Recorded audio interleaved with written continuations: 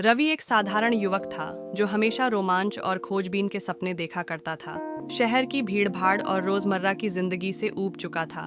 वह कुछ अलग करना चाहता था, एक ऐसी यात्रा पर जाना चाहता था जो उसकी जिंदगी बदल दे। एक दिन उसे अपने दादाजी की पुरानी किताबों में एक नक्शा मिला। ये कोई साधारण नक्शा नहीं था। पीले पड़ चुके उस कागज पर एक रहस्यमयी गुफा का जिक्र था, जिसके बारे में कहा जाता था कि वह सदियों से अनदेखी थी। मान्यता थी कि इस गुफा में प्राचीन समय का एक खजाना छिपा था। रवि के दिल में उत्साह जाग उठा। उसने ठान लिया कि वह इस रहस्य की गहराइयों तक जाएगा। उसने अपने दोस्त अर्जुन को अपनी योजना के बारे में बताया। अर्जुन भी एक रोमांच प्रेमी था, इसलिए बिना देर किए वह भी इस यात्रा में रवि के साथ जाने को तैयार हो गया। दोनों दोस्तों ने नक्शे का बारीकी से अध्ययन किया और अपने सफर की तैयारी की। जरूरी सामान, खाना और एक जीपीएस डिवाइस लेकर वे पहाड़ियों की ओर निकल पड़े। गंतव्य था उत्तराखंड के घने जंगलों के बीच स्थित वह रहस्यमयी गुफा। रास्ता आसान नहीं था। घना जंगल, ऊंची नीची पथरीली राहें और हर ओर अज्ञात खतरे थे।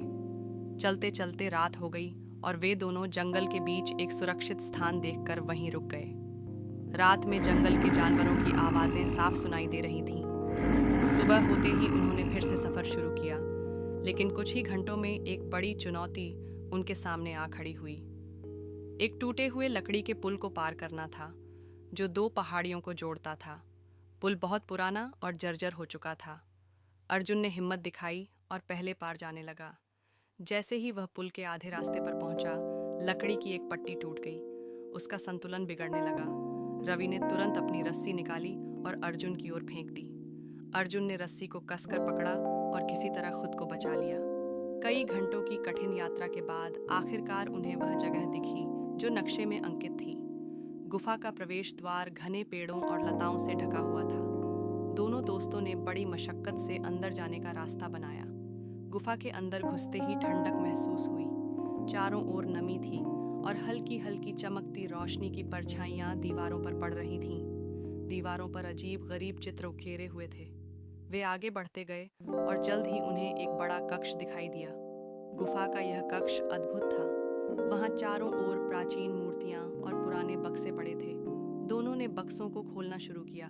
तभी अचानक जमीन कांपने लगी। ऐसा लगा जैसे किसी ने कोई छुपा हुआ जाल सक्रिय कर दिया हो।